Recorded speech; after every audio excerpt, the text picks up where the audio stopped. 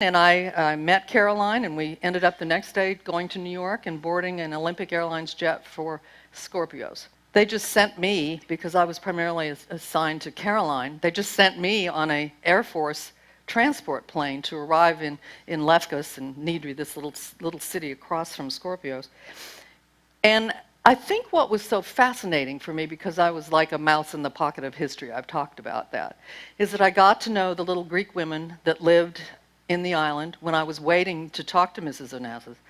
And yet, in any given afternoon, I would meet with Mrs. Onassis to find out what the plans were for the children and see two juxtapositions of women, both of whom were widows.